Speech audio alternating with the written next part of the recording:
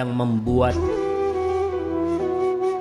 adanya keras kepala dalam pasangan hidup ini, sikap istri yang mengacuhkan suami, atau sikap suami yang mengacuhkan istrinya, nggak ada perhatian. Ya udah, ketika nggak ada perhatian, si istri kadang-kala melihat, ya mungkin aku harus seperti ini. Dia ingin suaminya jadi baik sebenarnya, tapi caranya nggak benar. Si suami kepingin istrinya baik, tapi caranya nggak benar. Yang ada ribut terus di dalam rumah tangga ini. Terus bagaimana terapi masalah keras kepala ini? Supaya keras kepala yang ada di dalam rumah kita, permasalahan yang ada di dalam rumah tangga itu, ya menjadi bumbu penyedap kehidupan ini. Karena hampir tidak ada rumah tangga yang tidak ada masalah. Rumah tangga Rasul Sallallahu Alaihi Wasallam ada masalah, tapi belum bisa menyelesaikannya dengan baik. Yang pertama, kalau memang tabiat pasangan hidup kita ini memang keras kepala, hindari konflik. Hindari. Kalau kita sudah tahu suamiku ini, ibu-ibu nih tahu suaminya nggak suka ngelihat istrinya pakai daster. Bapak-bapak suka melihat istrinya pakai daster. Bapak-bapak suka melihat istrinya pakai daster yang bolong-bolong gitu ya. Suka apa nggak suka? Diam semua. Ya gimana Ustaz? Sudah itu adanya Ustaz, kita syukur. Enggak, rata-rata lelaki itu suka dengan wanita yang cantik, dengan pakaiannya yang seksi, Masya Allah. Antum bisa bayangkan masuk rumah, istri dengan pakaian mini, dengan pakaian yang seksi. Antum mungkin, na'udzubillah, ente lagi kenapa? Kata dia, karena biasa pakai daster. Maka ibu-ibu ngelihat suaminya tahu nggak suka, apa yang tidak disukai dengan suaminya, tinggalkan. Nggak perlu mengatakan, ya biarin dialah nggak suka. Apa urusan anak? Suamimu, kau punya kewajiban menghargai suami, menghormati suami. Begitu pula bapak-bapak, kalau tahu istrinya ini punya tabiat kasar, ada wanita-wanita yang memang tadi itu di rumah tangga sebelumnya dia dididik harus menguasai di rumahnya. Maka di sini kita harus melihat apa yang diminta oleh istri kita. Pulang, kita dapat rezeki, beliin hadiah buat istri kita. Belikan apalah, kalau mungkin bukan orang yang fulus, dia bisa belikan tali rambut ya. Ana mau tanya, siapa yang dalam bulan ini belikan tali rambut buat istrinya? Ana kasih hadiah. Mana? Masa nggak ada? Tali rambut apa? Wah, baju mah biasa itu mah. Tapi ada aksesoris yang perempuan tuh suka. Kita lewat toko, berhenti, ada tali rambut yang baik ya, ada jepit rambut yang baik, bungkus yang bagus dikasih. Ibu-ibu seneng nggak dibeliin tali rambut? Apa katanya? Diam semuanya. Kalau tali rambut mah banyak Ustaz, emas Ustaz. Ya harim-harim sukanya sama zahab, sama emas. Maunya yang kuning-kuning, belikan yang kuning-kuning.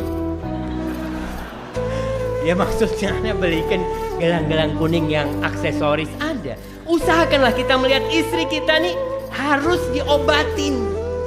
Dia nih sakit. Dari rumahnya kita bawa, memang dia keras kepala. Kita hindari. Ketika masuk rumah, istri kita lagi marah, jangan marah. Abu Darda radhiyallahu ta'ala anhu mengatakan kepada istrinya, ya Ummat Darda, wahai Ummud Darda, idza ghadibtu faraddini wa idza ghadibti rabbaituki. Wahai Ummud Darda nih, kalau aku lagi marah, tolong engkau jangan ikut marah. Kadangkala istri ngomong, Ustadz, ana nggak salah Ustadz, dia yang salah. Ya mana mau ana disalahkan, jangan. Ini kita tahu, suami tahu udah keras kepala. Kalau dia lagi marah, udah ngomong maaf, maafkan aku Seperti sabda Rasul SAW, seorang wanita yang penghuni surga itu kalau suaminya lagi marah, kalau si perempuan lagi disakitin, perempuan itu akan datang kepada suaminya. Dia letakkan tangannya di tangan suaminya. Hadhihi yadi fi yadika la aktahilu bi ghamdin hatta tarda. Wahai suamiku, tanganmu, tanganku ada di tanganmu. Aku gak akan tidur. Aku tidak akan memejamkan mataku sampai engkau ridho kepada aku. Masya Allah. Padahal yang salah suaminya. Perempuan kayak gini nih, itu yang bisa menyelesaikan masalah rumah tangga. Tapi kalau perempuannya sok, yang lihat suaminya marah, ente mau marah, duduk sini, kita marah-marahan. Yang ada bertengkar sebenarnya. Hindari konflik. Kemudian tadi, berikan tambahan perhatian. Berikan tambahkan kasih sayang dengan kita berbagi hadiah ya, kepada istri kita yang mungkin dia tadi itu keras di rumahnya. Insya Allah jamaah, ibu-ibu nih dengerin juga, kalau suami ibu-ibu itu macan, singa yang ganas. Singa tuh bisa tunduk nggak? Bisa ditundukkan. Singa yang biasanya melihat manusia menerkam, diginikan datang. Masya Allah, kalau singa bisa, masa suami ibu-ibu nggak bisa? Bisa. Pakai apa Ustaz? Jangan pakai pelet, dosa. Ada orang-orang yang pakai ilmu pengasihan, tuh ilmu-ilmu yang kesyirik-syirikan tuh hati-hati tuh banyak tuh dijauh. Datang kepada dukun, walaupun dukun sudah berkurang sekarang. Yang ada kikun. Iya, ada ustadz dukun pakai peci putih. Ketika ada orang, oh ibu mau menundukkan pasangan ibu, masya Allah, ibu saya nggak mau dibayar, ada maharnya. Oh, kalau mahar kan syariat ini, sesuai syariat. Berapa maharnya Pak? Hati-hati, ada cara yang sesuai dengan syariat. Ketika ingin menundukkan suami, berikan perhatian kepada suami. Ketika suami datang, ketok rumah, assalamualaikum, assalamualaikum. Si istri ternyata lagi goreng, biarlah buka sendiri, dia bentar lagi juga masuk. Jangan seperti itu. Matikan kompornya, datang kepada si bukain. Masya Allah bang, ya tahu suaminya ini keras kepalan. Ahlan bang, fadol bang, abang mau yang dingin apa yang hangat? Allahu Akbar. Siapa kalau masuk rumah ditanyain sama istrinya, bang mau yang dingin apa yang hangat? Anak kasih hadiah. Masa semasjid nggak ada? Sepurwokerto. Ibu, bapak-bapak tuh nggak boleh melupakan kebaikan istrinya. Nanti ibu-ibu ada yang marah, itu Ustaz dolim. Padahal anak setiap bukain pintu itu anak tanyakan, masa nggak ada jamaah? Yang pengantin baru masa nggak ada? Anak izin minum.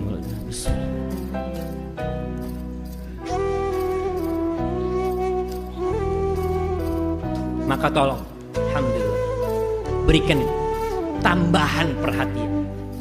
Suami datang, tanyakan, bang mau yang hangat atau yang dingin? Duduk suaminya ya. Kadang-kala istri kan suaminya telat datang malam, si istri udah nunggu di depan pintu. Ya, ntar lagi anak marahin. Jangan, suaminya mau dimarahin jangan. Biar dia datang masuk rumah. Masya Allah bang, abang capek tentunya sampai telat datangnya bangnya. Masya Allah. Sini bang, abang duduklah, anak pijetin kakinya, dipijetin ya. Itu subhanallah. Suami yang awalnya mungkin benci sama istrinya, tunduk, lepek-lepek sama istrinya. Itu diperbolehkan dalam Islam dengan memberikan perhatian untuk ngobatin yang sakit ini tentu. Kemudian membiasakan diri untuk mengalah. Ketika mulai ada keributan di rumah, ngalah. Kata orang Jawa, sing waras ngalah. Bapak-bapak istrinya lagi sakit hati, lagi marah sama kita, bapak-bapak tenang, harus adem. Rasul sallallahu alaihi wasallam mengatakan, ana za'imun bi baitin fi rabadil jannah liman tarakal mira'a wa in kana muhiqqan. Kata Rasul sallallahu alaihi wasallam, aku menjaminkan apa? Menjaminkan sebuah rumah di pelataran surga bagi seorang yang meninggalkan Masya Allah. Oke, siap jemaah. Itu ada jemaah-jemaah yang belum bisa masuk ya. Mungkin yang kosong bisa maju ke depan sedikit. Antum nggak perlu melihat ke belakang. Mana jemaahnya gitu. Antum maju aja ke depan. Ini panitia yang ngomong jemaah. Insya Allah panitianya thiqah, bisa dipercaya jemaah.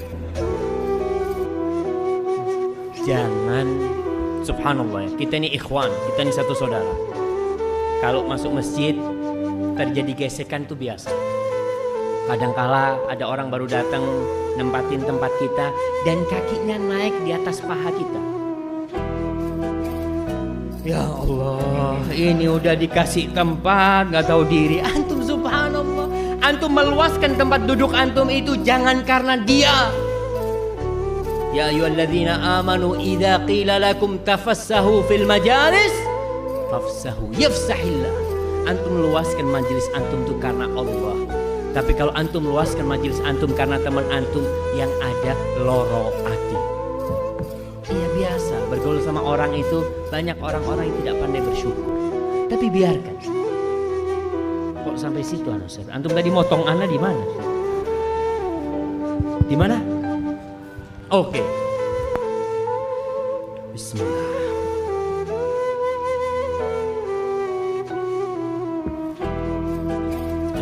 Nah, ana za'imun bi baitin fi rabadil jannah liman tarakal mira' wa in kana muhib.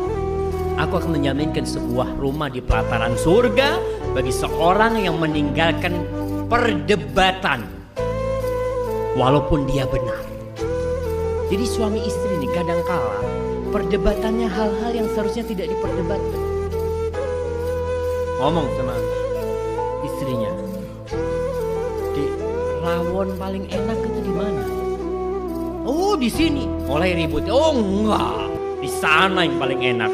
Oh ente belum nyoba, ana udah nyoba di sana. Mulai ribut gara-gara rawon. Ada hal-hal yang tidak perlu diperdebatkan. Ada seorang suami istri, ini cerita ini benar. Suami istri lagi nonton bola. Suami istri sama-sama suka bola, nonton bola di Arab sana. Si istri pegang A, si suami pegang B. Ketika melihat ternyata jagoan istrinya menang, kata istrinya, "Uri, menang." Apa kata suaminya? "Anti tolib, engkau aku ceraikan." Wah, karena sakit hati gitu kan. Makanya hal-hal yang tidak bermanfaat, hati-hati. Jangan sampai berdebat untuk sesuatu yang remeh, sesuatu yang memang udahlah ngalah. Tapi seorang istri kalau lagi ngalah nggak perlu ngomong sama suaminya, "Iyalah bang, yang waras ngalah." Itu berantem lagi karena merasa suaminya nggak waras gitu kan. Udah bismillah. Jadi suami pun ketika istrinya marah katakan, "Astagfirullah, astagfirullahaladzim. Aku mohon maaf kepadamu wahai istriku. Aku mohon maaf atas segala dosaku." Padahal yang salah istrinya kan.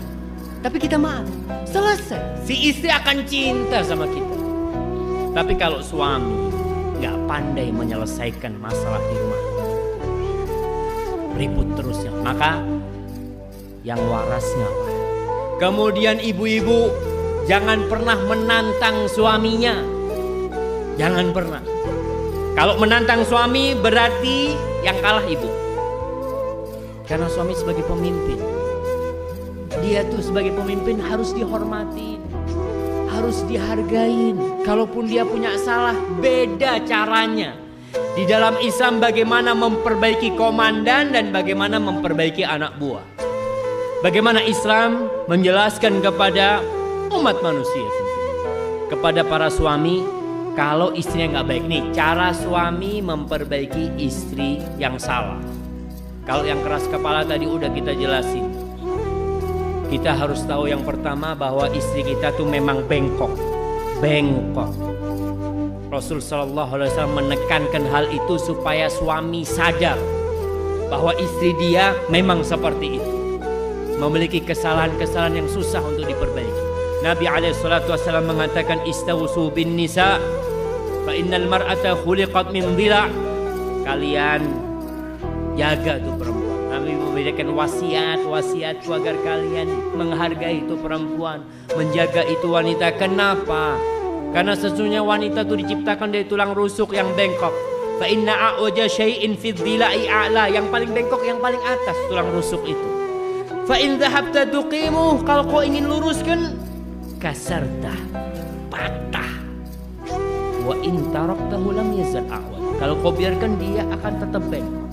Terus gimana? Fastausu bin nisa, udahlah, kau yang penting tahu istrimu tuh kayak gini. Dalam hadis lain Rasul sallallahu alaihi wasallam mengatakan, fadariha ta'ish biha. Kau berusaha berlemah lembut dengan perempuan itu, insya Allah rumah tanggamu akan bertahan. Nggak lama kita hidup di dunia. Bismillah lah, yang ada ini diopeni di rumah. Terus Allah Jalla Jalaluhu mengatakan, wa ini imra'atun, oh bukan, ini berkaitan dengan wanita, dengan kaum lelaki. Wallati takhafuna nusyuzahunna. Dalam surat An-Nisa ayat 34 Allah mengatakan, dan wanita-wanita yang kalian takut mereka itu tidak taat, nggak nurut sama suaminya, apa yang harus dilakukan? Kata Allah Jalla Jalaluhu mengatakan, fa'idhuhun, kasih nasihat. Bagaimana cara memberikan nasihat kepada istri? Balutlah nasihat dengan cinta dan kasih sayang. Dia tuh istri kita. Beda kita ngasih nasihat kepada anak buah di tempat kerja kita. Kita panggil dia, kita marahin dia. Enggak. Kalau tuh istri kita, kata Allah, fa'idhuhun. Apa mau idhah itu? Nasihat yang berbalut dengan, ya Allah, kelembutan. Dengan iming-iming kebaikan buat dia. Itu mau idhah. Makan bersama, cari waktu yang tepat. Setelah makan, wahai istriku, subhanallah ya, tidak pernah dalam bayanganku aku menikah dengan wanita lain. Masya Allah. Setiap aku keluar rumah, yang ada dalam bayanganku hanya wajah. Si istri ketika dapat kata-kata seperti itu, mulai hatinya terbuka. Kalau aku bisa minta sama engkau, wahai istriku, tolonglah kau jangan keluar rumah kecuali dengan izinku. Ternyata suaminya mau nasihatin istri. Tapi kalau ngasih nasihat kepada istri, ente duduk sini. Ana ini sudah menikah 17 tahun sama ente. Udah capek ana ngasih nasihat ente. Wah. Kata si istri, sama bang, ana 17 tahun udah sabar ngadepin ente. Gak selesai. Tapi kalau kita balut dengan cinta dan kasih sayang, gak perlu kita bacakan ar-rijalu qawwamuna 'alan nisa. Ente gak tahu tuh, aku tuh pemimpin di rumah. Bacakan firman Allah, bacakan hadis Rasul sallallahu alaihi wasallam. Si istri ribut yang ada. Tapi kalau kita datang, kita kasih nasihat dengan balutan cinta dan kasih sayang, insya Allah. Tapi ada yang gak bisa diperbaikin dengan nasihat. Bagaimana caranya? Wahjuruhunna fil madaji'. Nih, cara yang kedua, ditinggalkan, dihajar, diranjang. Bukan pisah ranjang, tapi tetap satu ranjang, hanya tidak diajak berbicara terus. Dikasih punggung. Biasanya kalau tidur berhadapan, di ranjang itu tempat tidur itu, tidurnya berbalikan. Si istri ngadep kita, kita kasih punggung. Karena ini, kalau suami di situ nggak bisa tahan, masih butuh sama istrinya. Ada suami-suami, ya Ustaz, gimana anak butuh sama istri anak? Si istri akan merasa benar, suamiku nggak bakal bisa meninggalkan aku. Dia masih butuh sama aku. Allah menganjurkan kepada kita, wahjuruhunna fil madaji'. Tinggalkan, jangan dihubungin istri kita. Tapi kalau tiap hari memang biasa ngasih punggung, si istri biasa, memang biasa kayak gitu dia, nggak merasa dikasih nasihat dia.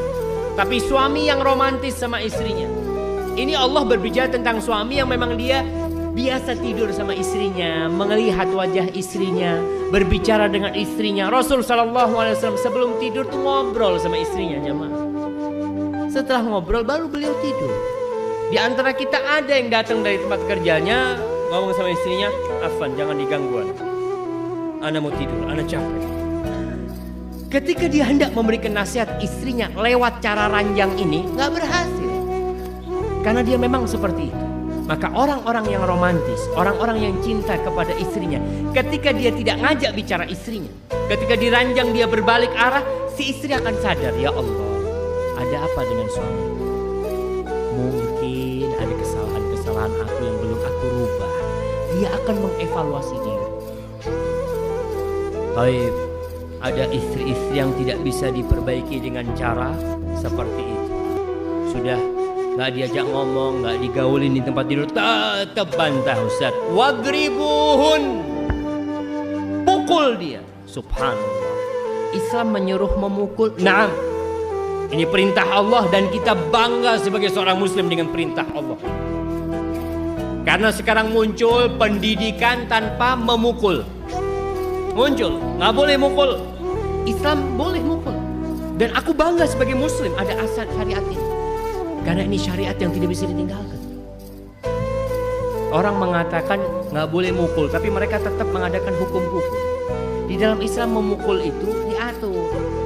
Kapan anak dipukul? Setelah umur 10 tahun. Suruh ajarin sholat umur 7 tahun, 10 tahun, 3 tahun nih masa memperbaiki anak tuh. 3 tahun gak mau sholat baru dipukul. Tapi mukulnya tidak sampai memamarkan, gak boleh mukul wajah, gak boleh sampai melukai, gak boleh. Memukul dengan cinta dan kasih sayang. Orang tua mukul anaknya bukan emosi, tapi dia memukul anaknya dengan cinta. Suami sama, dia pukul istrinya, apa yang dipukul? Pegang tangannya dia, ambil pulpen pukul. Dek, betul loh jamaah. Kalau kita gak pernah mukul dia, kalau kita gak pernah berantem sama dia, ketika kita pukul tangan dia, sebenarnya kita sedang memukul hati dia. Yang sakit tuh hatinya. Ya Allah, suamiku tidak pernah melakukan itu. Tapi kalau biasa berantem dipukul pakai pulpen, ya kurang sakit lah bang, ente berantem. Tapi kita berbicara tentang suami yang soleh, suami yang cinta dan menghargai istri, yang istri tahu. Sehingga proses memperbaiki ini, si istri tuh sadar, mulai kasih nasihat, mulai diranjang, mulai mukul. Terus bagaimana kalau tetap tidak nurut? Bagaimana jamaah? Ya sabar. Cerai belum tentu solusi. Jangan berpikir mungkin anak cerai dapat ganti yang lebih baik. Nah, tapi sebagian cerai dapat yang lebih buruk. Keluar dari mulut buaya, masuk ke mulut macan. Kita harus memperbaiki diri. Jadi suami, kenapa aku dapat pasangan hidup yang seperti ini? Kita akan bicara tentang hikmah sebentar lagi. Hikmah dari permasalahan di rumah tangga yang tak kunjung selesai. Sudah selesai? Terus bagaimana istri memperbaiki suami? Beda anak buah memperbaiki majikan. Yang pertama, kalau suaminya gak benar, istri tolonglah introspeksi diri. Apa ada yang salah sama anak? Kenapa suami anak kok berubah? Dulu setiap pulang dia tersenyum, gak pernah telat pulang kerja.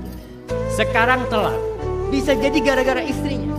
Tidak sedikit suami yang males pulang tepat waktu, karena setiap pulang dicecar pertanyaan-pertanyaan yang gak nyaman.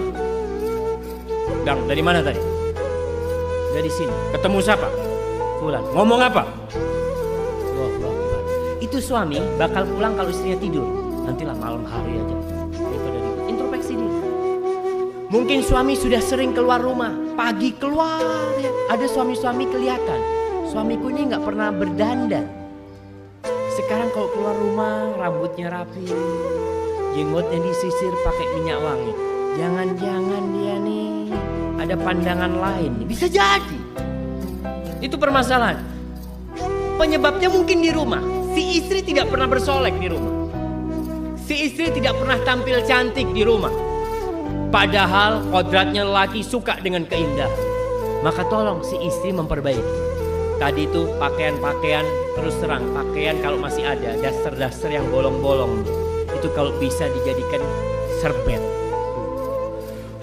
Jangan terlalu jahat Ustaz. Nah, bapak-bapak juga kalau nggak suka sama daster istrinya, pas istrinya pergi ambil tuh dasternya semua, kasihkan ke tetangga. Karena kalau masih ada dipakai sama istri, ganti, belikan baju-baju yang kita inginkan. Kita masuk ke toko, oh ini pakaian yang aku ingin istriku pakai, belikan. Dan ibu-ibu kalau dikasih hadiah sama suaminya, jangan pernah mengomentari dengan yang buruk. Kasih hadiah, aku kurang suka sama warna ini. Oh, cuma kayak gini hadiahnya. Oh, tuh suami gak bakal ngasih hadiah lagi, karena dia udah sakit hati. Maka tolong ibu-ibu introspeksi diri. Kenapa suamiku kok ada perubahan? Kenapa suamiku kok seperti ini? Seperti jangan-jangan aku yang salah. Yang kedua, bertukar pikiran dengan suami. Bahasanya itu bukan menasihati suami. Karena kalau anak buah nasihati suami, ya suami itu selalu merasa lebih pinter. Selalu. Betul bapak-bapak. Bapak-bapak pernah salah enggak? Nggak pernah salah. Poin pertama harus diketahui bahwasanya suami tidak pernah salah. Bagaimana kalau memang terjadi kesalahan? Ya, kalau terjadi kesalahan kembalikan kepada poin pertama. Bahwasanya suami tidak pernah salah. Itu suami kayak gitu. Ibu-ibu harus tahu ya, lelaki itu Allah angkat menjadi pemimpin. Yang namanya pemimpin itu agak gimana kalau dia ditegur. Maka bahasanya itu mungkin kalau bahasa Indonesianya bertukar pikiran dengan suami. Allah Jalla Jalla di surat An-Nisa ayat 128 mengatakan, wa inimra'atun khafat min ba'liha nusyuzan aw i'rada fala junaha 'alaihima an yusliha bainahuma sulha. Kalau seorang wanita ini takut dari suaminya, perhatian, dia sudah meninggalkan perhatian, suaminya kayaknya akan berpaling dari dia, suaminya tidak lagi memberikan kasih sayang kepada dia, maka keduanya boleh mengadakan islah, perdamaian. Itu introspeksi diri, ngomong sama suami, bang, anak kok ada sesuatu kayak mengganjal di hati bang, mungkin abang bisa kasih solusi. Ngomong sama suami. Tapi jangan ngomong sama suaminya, bang sini bang, duduk. A'udzubillahi minasyaitonirrajim. Innal hamdalillah nahmaduhu wa nasta'inuhu wa nastaghfiruh.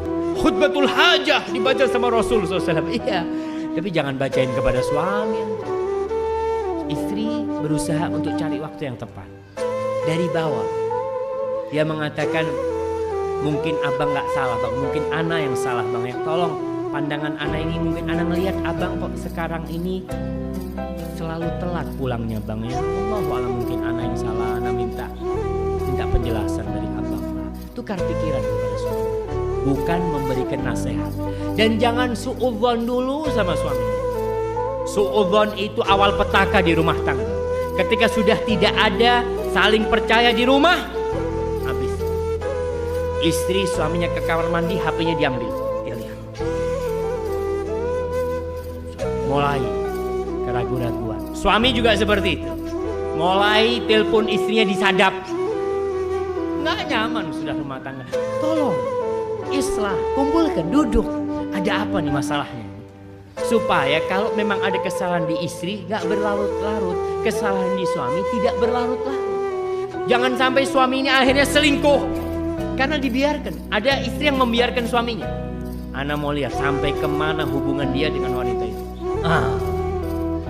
Berarti kita memang yang merusak suami kita. Ibu-ibu yang merusak suami. Diperbaikin suaminya kalau memang sudah ada gelagat-gelagat gak benar.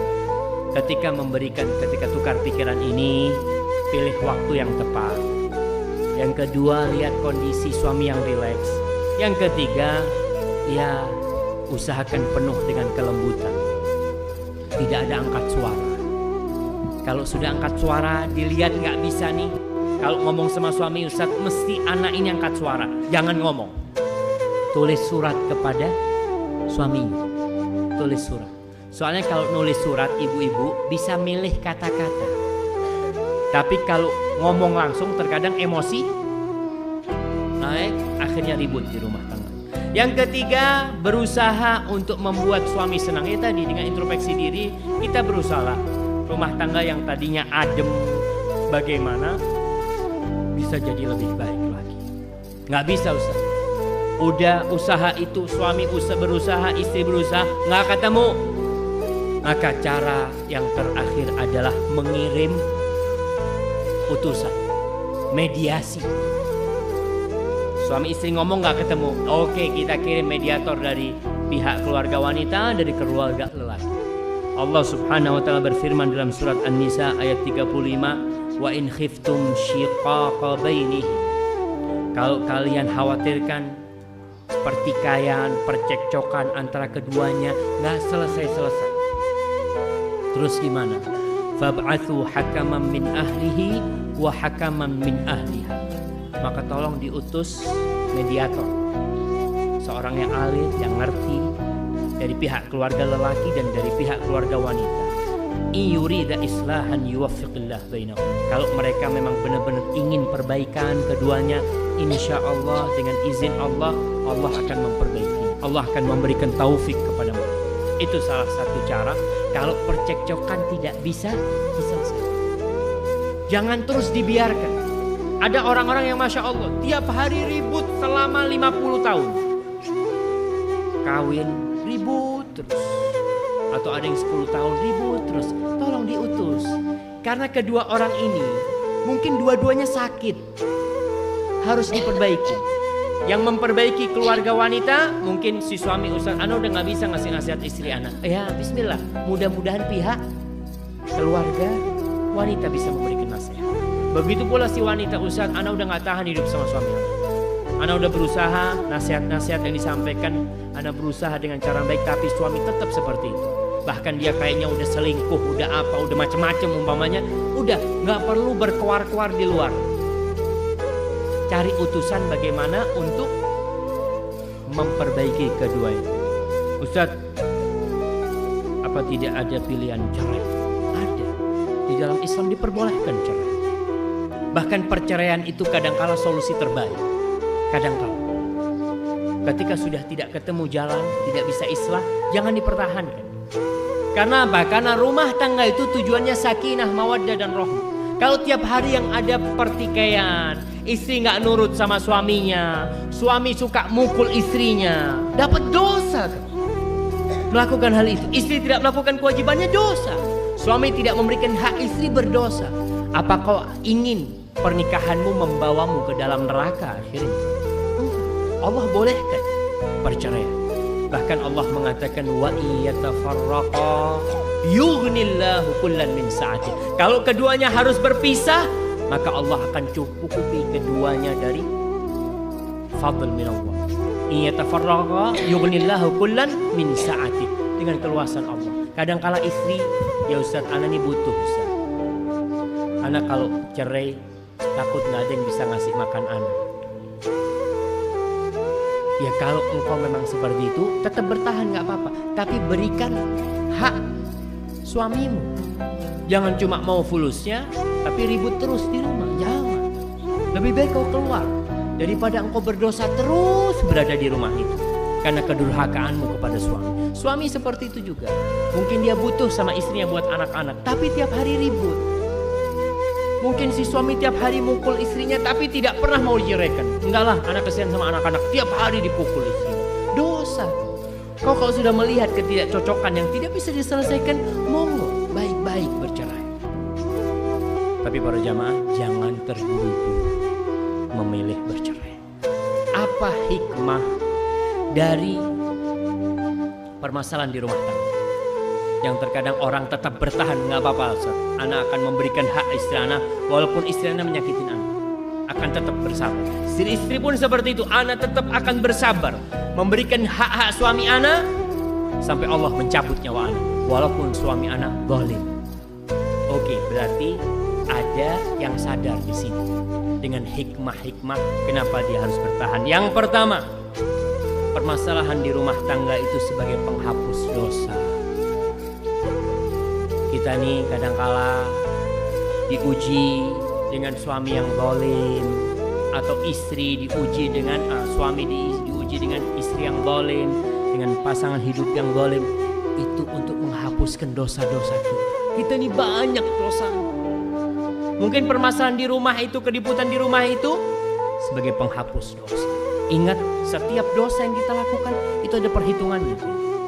Ada perhitungannya. Antum mungkin gak berbuat dosa di rumah, berbuat dosa di luar, tapi di rumah nampak dampak dari dosa yang antum lakukan. Maka insya Allah permasalahan itu sebagai penghapus dosa. Allah Jalla Jalaluhu berfirman, man ya'mal su'an yujza bihi. Barang siapa yang berbuat dosa pasti dibalas. Jadi itu sebagai penghapus dosa. Dan bisa jadi dosa kita sudah lama, maka permasalahan itu sebagai penghapus dosa. Dan bisa jadi itu sebagai hukuman dari Allah buat kita. Kita dikasih istri yang seperti itu, hukuman dari Allah atas dosa-dosa yang kita lakukan. Ya udah, kita sadari Allah, aku akan bersabar. Semoga kesabaranku menghadapi suamiku dihapuskan dosa-dosa. Baik, yang kedua, dilipat gandakan pahala buat kita.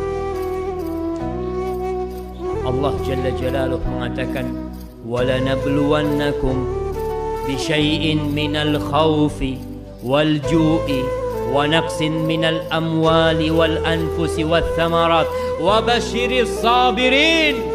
Berikan kabar gembira kepada orang-orang yang bersabar. Jadi kita diuji di rumah dengan anak kita, kadangkala sama istri kita, diuji kesabaran kita. Allah benar-benar akan menguji kita dengan rasa takut, takut lapar, ya. Ditinggal mati orang-orang yang kita cintai, bangkrut, dan kasih kabar gembira kepada orang-orang yang bersabar.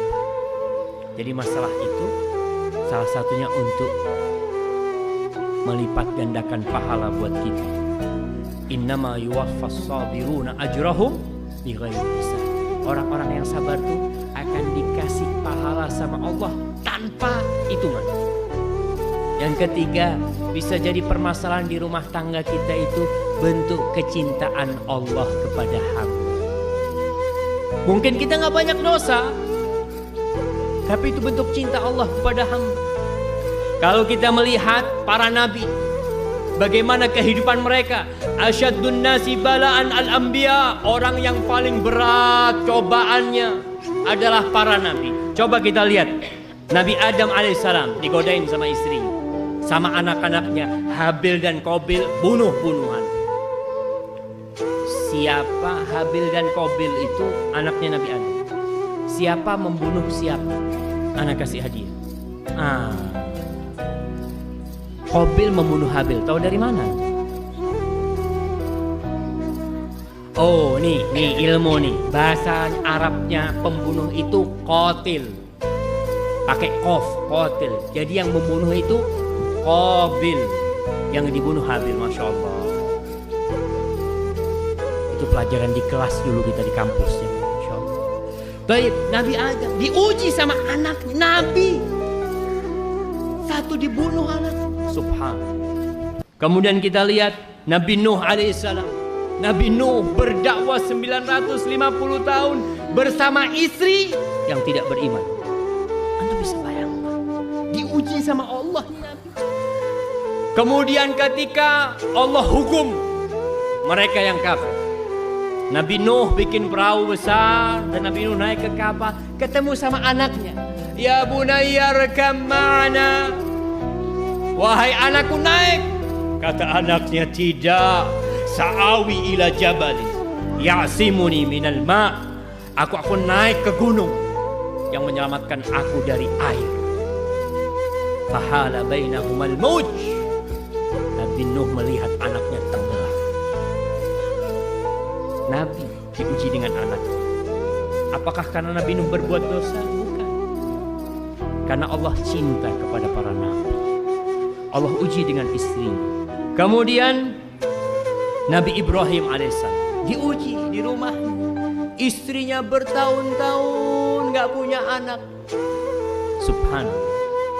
Apa Nabi Ibrahim kawin lagi? Jamaah, Masya Allah, sabar tuh Nabi Ibrahim. Gak kawin lagi. Sampai Sarah yang nyuruh kawin. Kau nikahinlah nih budaknya, dibebaskan, kemudian dinikahi oleh Nabi Ibrahim. Masya Allah, diuji. Bertahun-tahun gak punya anak. Terus berdoa sampai putih, tetap bersabar. Karena terkadang tidak punya anak itu sebagai pemicu keributan di rumah. Ente ini yang mandul, gak bisa punya anak, udah ribut terus ujian. Emangnya tuh perempuan mau mandul? Siapa yang menyebabkan dia jadi mandul? Allah Jalla Jalaluhu. Kau harus tahu tuh takdir Allah. harus terima istrimu seperti itu. Kalau kau tidak bisa berbuat adil, mau nikah lagi, jangan nambah satu lagi. Kalau kau anak kayaknya nggak bisa berbuat adil, karena ada orang-orang yang memang susah berbuat adil. Ya sudah sabar. Nabi Ibrahim sabar menghadapi Sarah. Kemudian dapat anak dari Hajar. Siapa namanya? Ismail. Baru lahir anaknya, masih di susuan, nggak boleh dilihat sama Nabi. Disuruh taruh di Mekah. Bayang, ditaruh di Mekah sama Nabi Ibrahim. Ditinggal bertahun-tahun, kepingin punya anak, ketika anaknya lahir terpaksa dia harus berpisah karena perintah Allah Jalla Jalla. Ketika anaknya sudah remaja, balik Nabi Ibrahim. Masya Allah, udah belasan nih umurnya Nabi Ismail, diuji sama Allah. Apa ujiannya? Ya bunayya inni ara fil manami anni albahuk. Wahai anakku, aku bermimpi dalam tidurku aku menyembelih. Subhanallah. Jadi permasalahan di rumah itu ujian, bentuk cinta Allah kepada hambanya. Kita lihat Nabi Lut alaihi salam. Nabi Lut, bagaimana kondisi istrinya Nabi Lut alaihi salam? Mendukung dakwah beliau, bahkan mengompori kaumnya untuk datang ke rumahnya Nabi Lut, membocorkan rahasia bagaimana para malaikat yang datang ke rumahnya Nabi Lut alaihissalam. Allah berfirman, daraballahu mathalan lilladzina kafaru imra'ata nuhin wa imra'ata lut. Istri Nabi Nuh, istri Nabi Lut itu contoh bagaimana ujian yang Allah berikan kepada para nabi mendapatkan istri yang kafir. Pada syariat itu diperbolehkan seorang menikah dengan orang yang kafir. Dalam syariat kita nggak boleh. Kalau istri kita murtad kafir, kita harus tinggalkan. Tapi kita lihat bagaimana sabarnya. Dan itu karena kecintaan Allah kepada mereka. Kemudian kita lihat istrinya Fir'aun, diuji dengan suaminya. Bagaimana ujian yang berat. Suaminya mengaku sebagai Tuhan. Sabar istrinya, sabar. Bahkan Allah jadikan contoh dalam Al-Quran Karim. Wa daraballahu mathalan lilladzina amanu imra'ata fir'aun idh qalat, dengan segala siksaan yang dia terima dari Fir'aun, tetap sabar demi menegakkan la ilaha illallah. Istrinya Fir'aun hanya berdoa kepada Allah, Rabbibnili indaka baitan fil jannah wa najjini min fir'auna wa amalihi wa najjini minal qaumil zalimin. Subhanallah. Ya Allah, bangunkan buat aku ya Allah di sisimu rumah di surga, dan selamatkan aku dari perbuatan Fir'aun. Yang dikatakan perbuatan Fir'aun salah satunya siksaan Fir'aun, salah satunya Fir'aun berusaha memaksa dia untuk melayani Fir'aun. Minta keselamatan dari Allah Jalla Jalla. Ujian karena bentuk cinta Allah kepada hamba. Kita lihat Nabi Yaqub alaihissalam diuji sama Allah, dipisahkan dari Yusuf alaihissalam. Nabi, apakah Nabi Yusuf berbuat dosa? Allah cinta sama Nabi Yusuf, Allah kasih ujian dia. Nabi Ayub, anaknya habis, diuji sama Allah Subhanahu. Jadi itu salah satu bentuk cinta Allah kepada hamba. Inna idhamal jaza ma'a idhamil bala. Sesungguhnya pahala besar itu akan Allah berikan karena cobaan yang besar pula. Wa innallaha idza ahabba qauman ibtalahum. Kalau Allah mencintai suatu kaum, Allah akan kasih bala. Jadi kita lihat, kalau kita di rumah lagi ada masalah sama istri, jangan mengatakan kayaknya Allah lagi cinta sama anak. Tapi katakan, ya Allah mungkin banyak dosa anak. Kita husnudzon kepada Allah, tapi suudzon kepada diri kita. Jangan sudah merasa, oh musibah yang menimpa anak ini karena kebanyakan pahala yang anak terima. Itu GR, jangan. Kalau para nabi Allah cinta kepada mereka, tapi harapan kita dengan musibah yang kita hadapi, dengan kesabaran kita, mudah-mudahan itu tanda kecintaan Allah kepada kita. Yang keempat, ujian itu, permasalahan di rumah tangga itu sebagai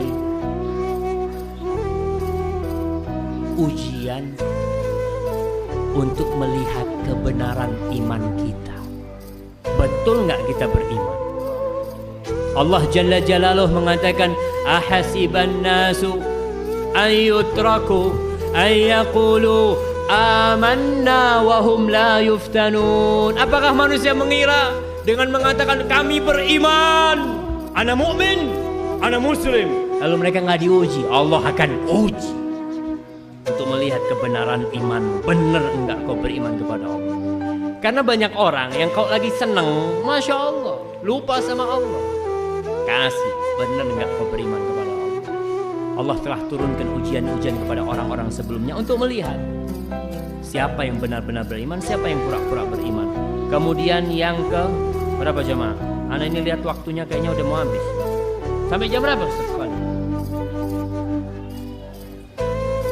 Sampai jam 5 ya. Ini udah habis. Kemudian yang selanjutnya jemaah, untuk bersyukur.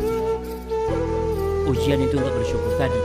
Orang kau lagi senang terus hidupnya, lupa sama Allah. Dikasih cobaan, kau itu selama ini kenapa nggak bersyukur sama Allah? Dengan ujian yang tadi, coba lihat, anak hidup Ustaz 10 tahun, alhamdulillah Ustaz, nggak ada masalah Ustaz. Kok akhir-akhir ini ada masalah? Mungkin kau tidak mensyukuri 10 tahun itu. Maka kau harus mensyukuri nikmat yang Allah berikan kepadamu. Dan yang selanjutnya, mungkin ini yang terakhir jamaah, ujian yang datang itu agar kita berdoa kepada Allah. Allah senang mendengarkan doa hamba. Kita kalau lagi susah, kemana kita lari? Kepada Allah. Istri-istri yang mendapatkan suami zalim, dia tidak ingin laporan kepada orang tuanya. Kepada siapa dia laporan? Kepada Allah. Dan doa adalah ibadah yang paling agung. Dengan kita berdoa, pahala kita terus bertambah di sisi Allah. Mungkin permasalahan kita sampai mati belum selesai, tapi tetap doa kita akan didengar oleh Allah dan akan dicatat sebagai kebaikan kita, insya Allah. Hadza wallahu a'lam.